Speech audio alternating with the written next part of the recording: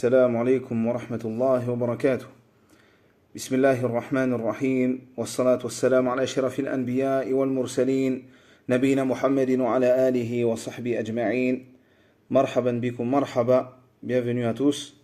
Nous continuons dans la parole de l'imam Ahmed رحمه الله تعالى إذ يقول ومن ترك الصلاة فقد كفر وليس من الأعمال شيء تركه كفر إلا الصلاة من تركها فهو كافر وقد أحل الله قتله.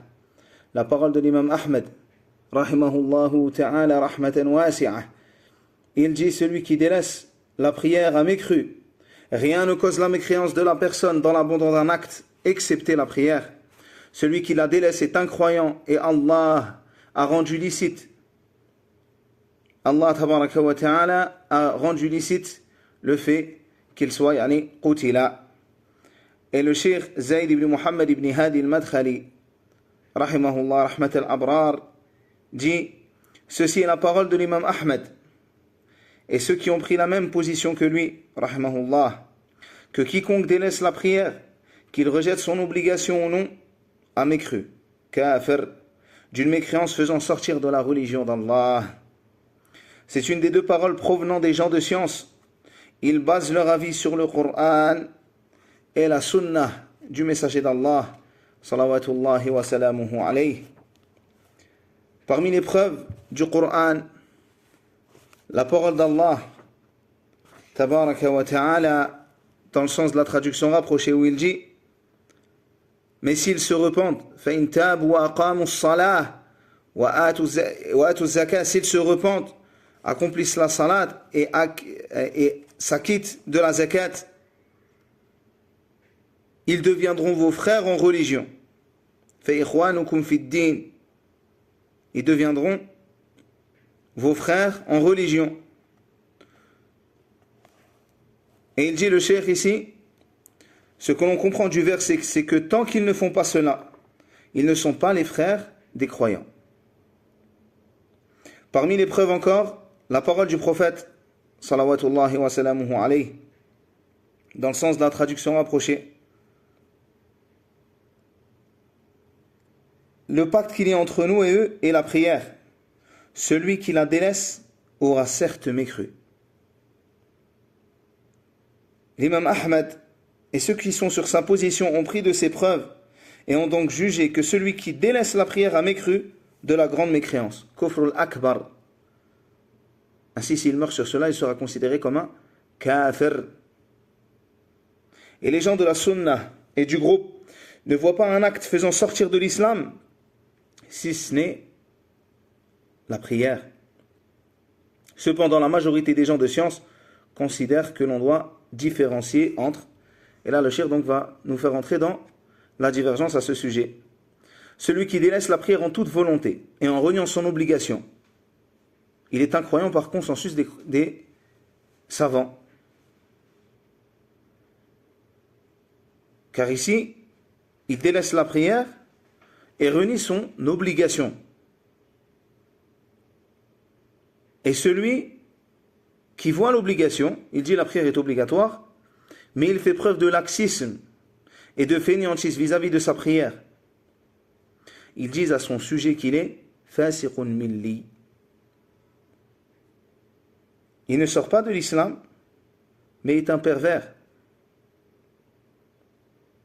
Et il est, barakallahu fikum, comme dit le cheikh ici, sur une grande erreur. Mais ils ne le sortent pas de la religion. Ainsi, Abdallah, si tu réfléchis, si tu observes ce que l'on vient de dire, si tu te penches sur ce sujet, cela devrait te suffire qu'on diverge au sujet de ton cas si tu délaisses la prière. Cela devrait être suffisant pour toi afin que tu te réveilles. Le fait que tu saches que parmi les compagnons du messager d'Allah, sallallahu alayhi wa sallam, que parmi les imams de guidés, il y a ceux qui t'ont rendu mécréant car tu as délaissé cette prière. Cela devrait suffire aux gens comme exhortation afin de ne pas délaisser ce dhuhr ou ce asr qui peut paraître si lourd, ou bien cette prière du Isha ou du Fajr qui peuvent être difficiles. Ainsi, Abdallah, médite sur cela et crains ton Seigneur et ne tombe pas dans cette divergence. Au contraire, s'il y a bien des divergences dont tu dois t'écarter, c'est celles qui sont sur est-ce que tu es un musulman ou non. Et si les personnes méditent sur cela, cela bi'idhnillah sera parmi les causes qui les emmèneront à la crainte d'Allah tabaraka wa ta'ala et de son châtiment. Et quel grand châtiment que le feu d'Allah éternel.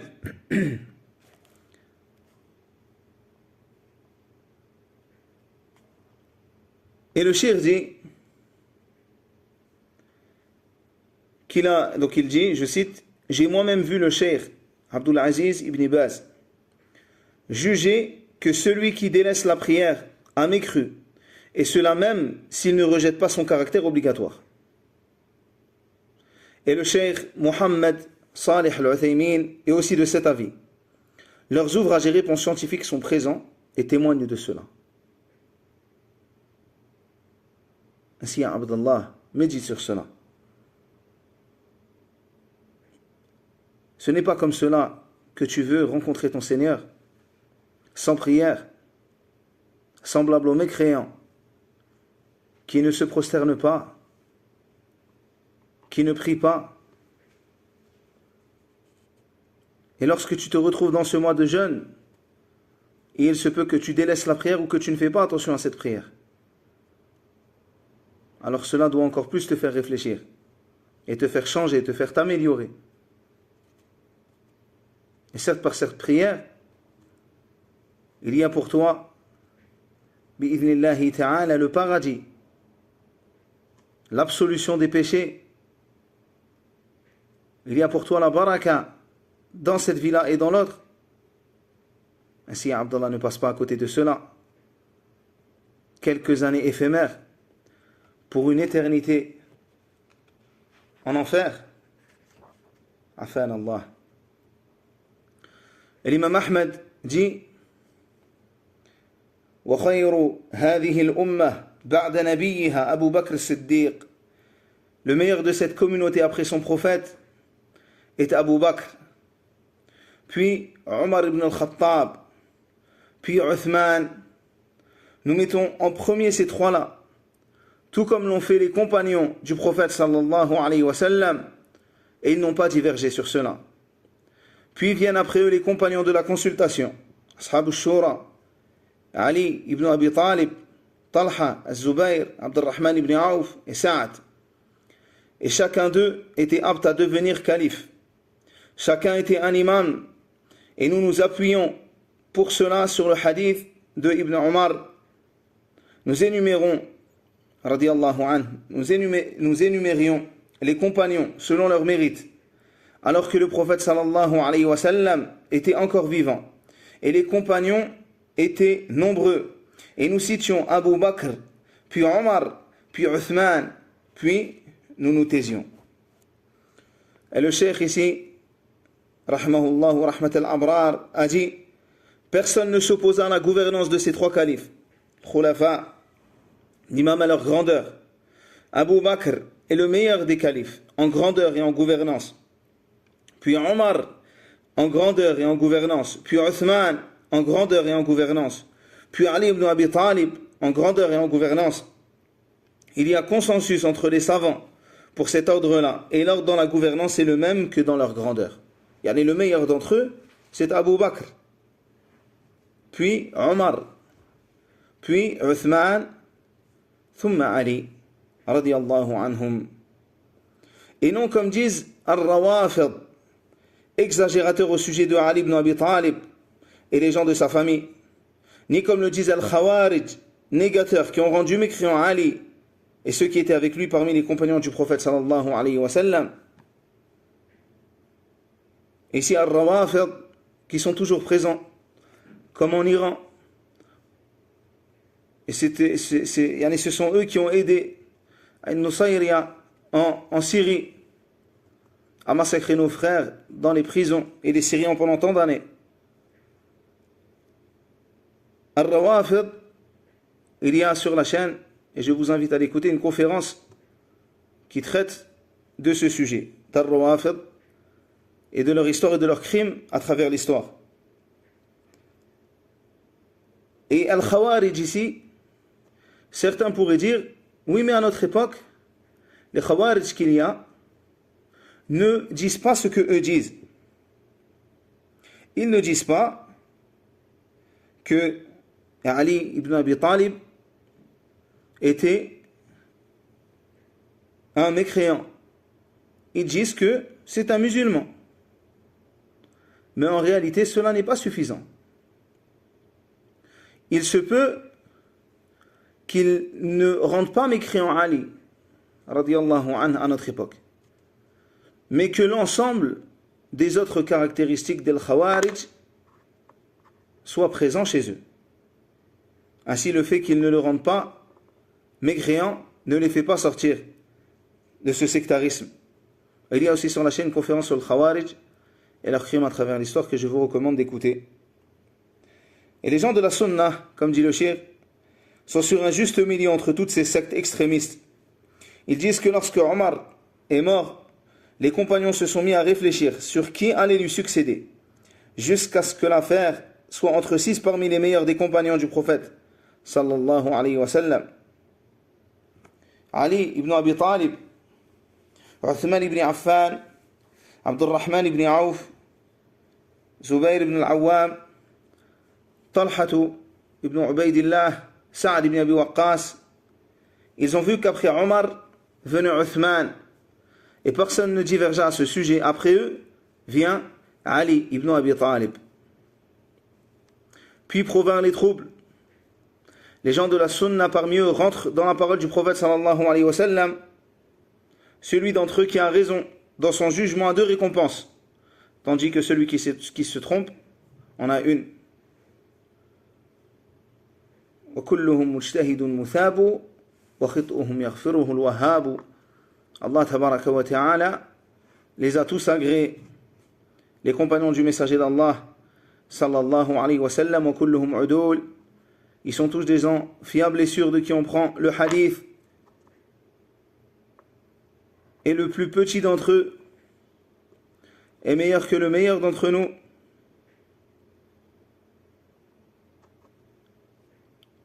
Et ces troubles qui ont pu avoir lieu sont une source de connaissances pour nous dans la façon dont ils ont eu à les gérer, que cela soit dans leur justice, dans la science, dans la réfutation des gens de l'innovation, dans l'obéissance envers le gouverneur.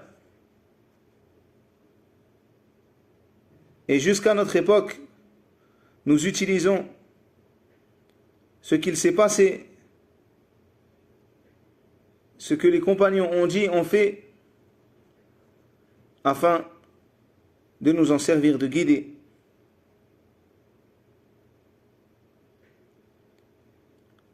Et Muawiyah, Talha, Az-Zubayr et Ali ibn Abi Talib, ainsi que tous ceux qui sont avec eux parmi les compagnons, il n'est permis à quiconque de parler en mal d'eux ou de les insulter. Et tu vois certaines personnes qui ne comprennent rien de l'histoire des musulmans et des complots des ennemis de l'islam, qui ne comprennent rien de la religion, parler en mal des compagnons du messager d'Allah sallallahu alayhi wa sallam, parmi eux Muawiyah, alors qu'il fait partie de ceux qui ont écrit Al-Wahi, de ceux qui ont écrit la révélation à l'époque du messager d'Allah sallallahu alayhi wa sallam. Et tu les vois parler en mal de Muawiyah et des autres compagnons du messager d'Allah sallallahu alayhi wa sallam.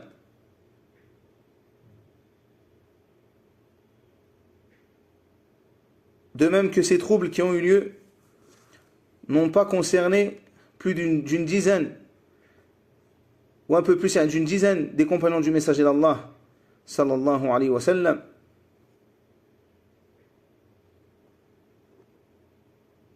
Et ils sont tous fiables et sûrs, et ont tous voulu le bien.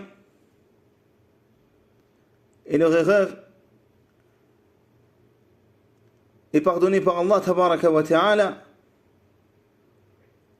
Et ce n'est pas à toi de les incriminer ou de les dénigrer. Ainsi, faites très attention à ceux qui parlent en mal, ne serait-ce que d'un seul des compagnons du messager d'Allah sallallahu alayhi wa sallam. Cela est une porte ouverte vers le rejet d'Al-Wahyayn, le rejet des deux révélations, vers le rejet du Coran et de la Sunna du messager d'Allah sallallahu alayhi wa sallam. Et les gens de l'innovation savent qu'ils ne peuvent pas attaquer directement le messager d'Allah sallallahu alayhi wa sallam, sinon même le plus ignorant d'entre nous verrait que cette personne est un égaré et un danger. Ainsi, ils essaient de passer par des portes subtiles en prétendant que des hadiths authentiques sont en réalité faibles, où ils essaient de te faire douter de certains des rapporteurs qui sont sûrs. Ils essaient de te faire douter de certains des imams de guider des compagnons du messager d'Allah sallallahu alayhi wa sallam. Ceci car en réalité ils veulent porter atteinte à l'wahy, à la révélation d'Allah tabaraka wa ta'ala. Et le cheikh dit ici, voici le madhab. Juste avant d'ailleurs il dit, il n'est permis à quiconque de parler en mal d'eux ou de les insulter. Voici le madhab, la voix des gens de la sunna. Ils respectent tous les compagnons et les élèvent tous de la meilleure façon. Comme ont dit les prédécesseurs, celui qui a eu juste parmi eux a 2 récompenses, tandis que celui qui a eu tort en a quand même une. Voici sur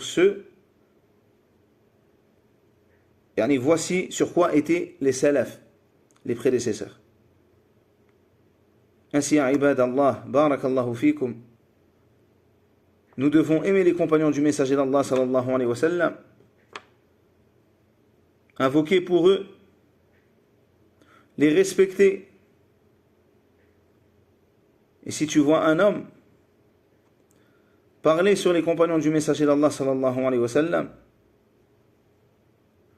alors c'est soit un mécréant qui déteste l'islam et la révélation, soit c'est un innovateur pervers qui est fourvoyé et trompé, soit c'est un ignorant qui a malheureusement été abreuvé par ces paroles de l'égarement. Ainsi, Abdallah, as-sahaba, les compagnons du messager d'Allah sallallahu alayhi wa sallam, sont une ligne rouge que personne ne doit franchir. Et les gens de l'innovation aimeraient faire tomber ce rempart, la parole des salaf,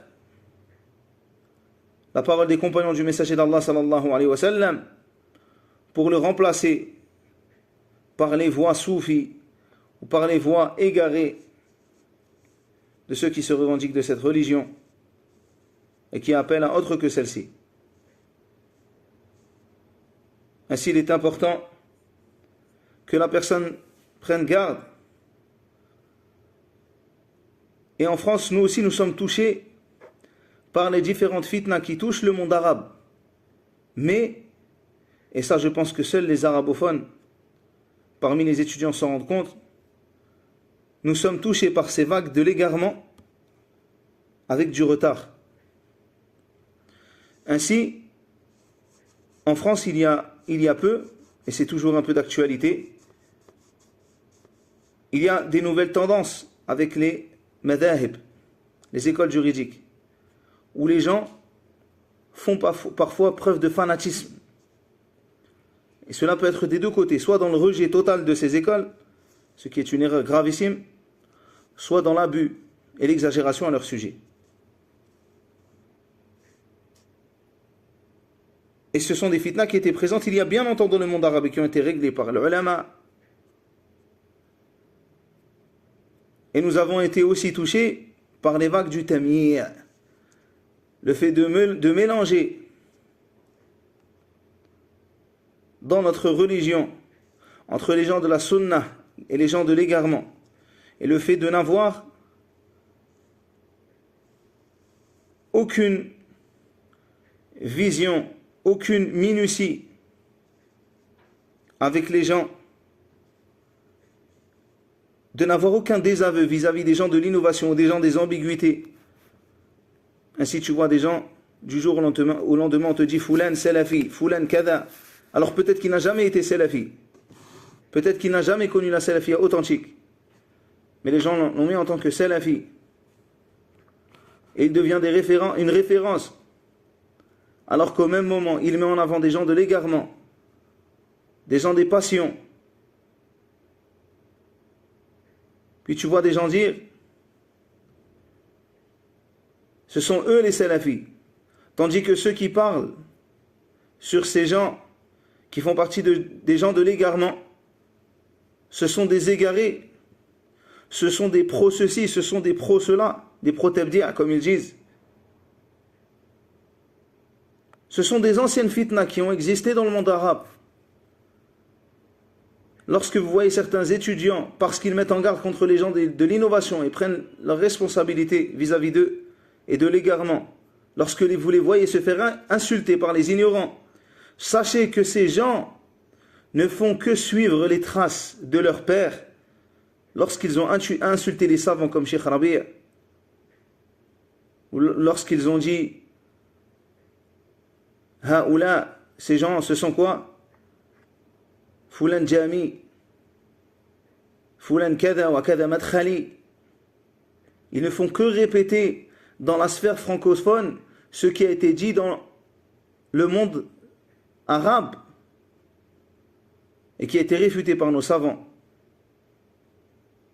Mais cela nous parvient avec du retard. Ainsi, il n'est plus surprenant maintenant de voir des gens qui se disent salafis en France, mais qui n'ont rien à voir avec la salafiyya.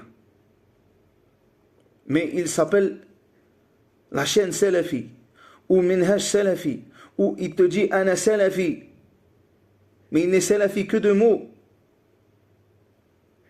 Il n'est salafi ni dans les fondements, ni dans sa façon d'être, ni dans sa façon de prêcher, ou ni dans ce qu'il propage.